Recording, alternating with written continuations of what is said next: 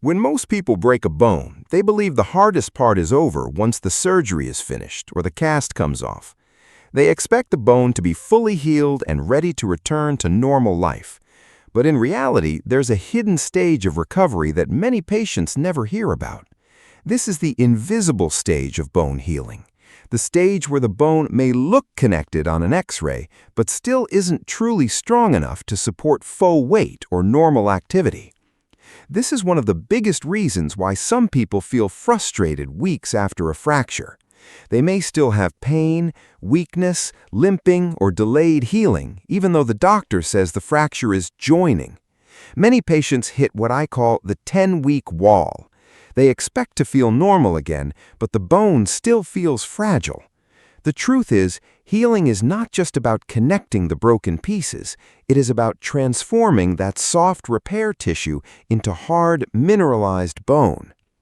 And today, we're going beyond simple calcium advice. We're going to talk about the 5 biological triggers your body needs to harden that new bone and complete the process called mineralization. To understand this, let's first look at how bone healing actually works inside the body. After a fracture happens, your body immediately starts an emergency repair process. In the first days after injury, bleeding occurs around the fracture site and a clot forms. This clot acts like a temporary bridge and brings healing cells into the area. Then the body enters what is called the soft callus phase. Think of the soft callus as the duct tape stage of healing. The fracture is not truly solid yet. Instead, the body creates a flexible framework made mostly of collagen and fibrous tissue. Specialized cells called chondroblasts and fibroblasts help build this early repair structure. At this stage, the bone may appear connected, but it is still weak and unstable. If too much stress is placed on it, the repair can fail. This is why patients are often told not to bear full weight too early, even if they feel better. Pain reduction does not always mean the bone is fully strong. Over time, the body begins the transition from soft callus to hard callus.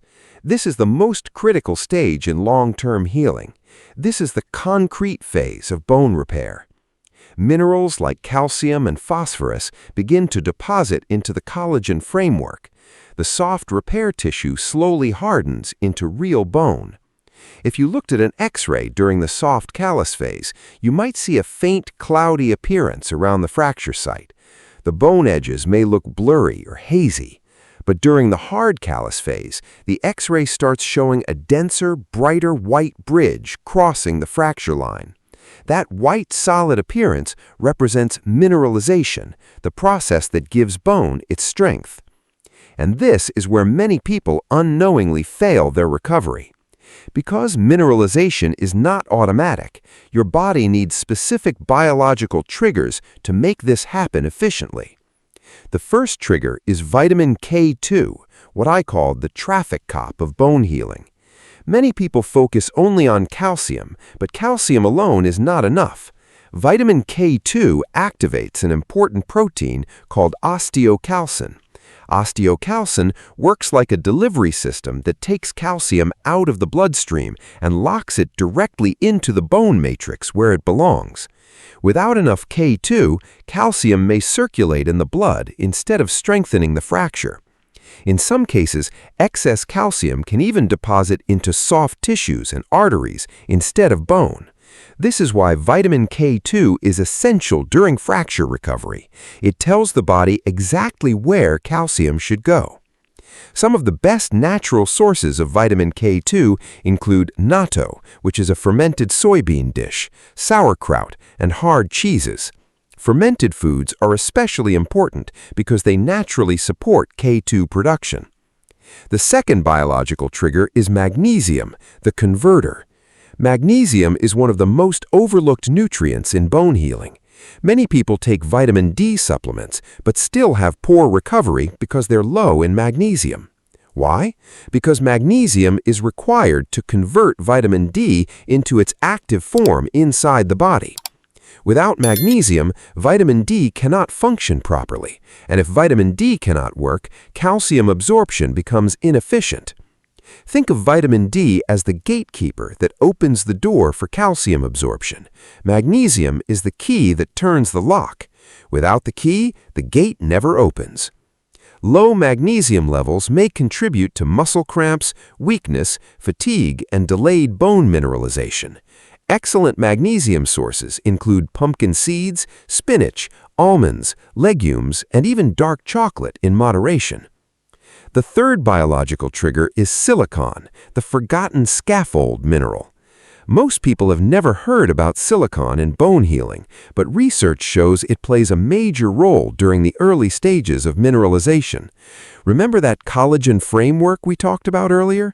Silicon helps stabilize and strengthen that collagen scaffold so minerals can properly attach to it. Without a strong scaffold, calcium has nowhere stable to settle on. You can think of silicon as the metal framework inside reinforced concrete. Before concrete hardens, the support structure has to be strong enough to hold everything together. Foods rich in silicon include oats, bananas, green beans, cucumbers, and whole grains. The fourth trigger is vitamin D3, the gatekeeper.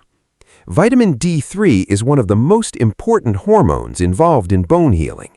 Its primary job is helping the intestines absorb calcium efficiently from food. If vitamin D levels are too low, the body struggles to absorb enough calcium, and when that happens, the body may begin stealing calcium from healthy bones just to repair the fracture site.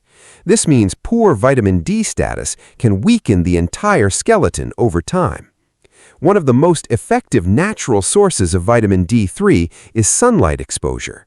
The skin produces vitamin D when exposed to sunlight.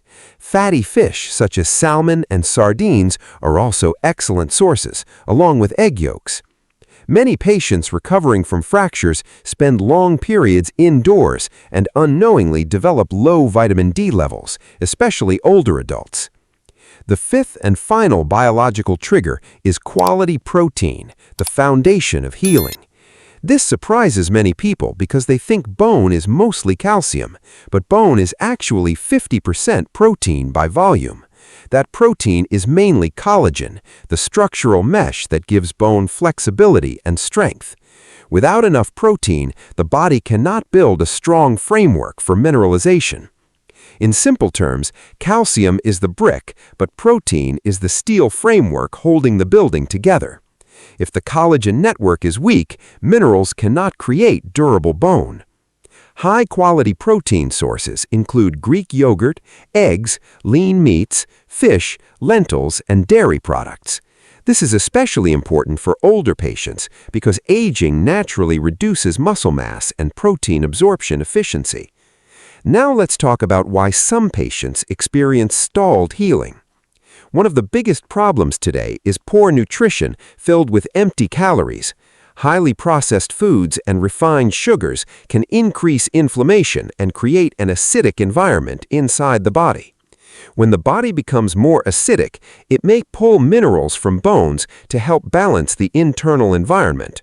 This can work against fracture healing and slow down mineralization. Many patients focus only on eating enough calories, but the quality of those calories matters far more during recovery. Your healing bone is biologically active tissue.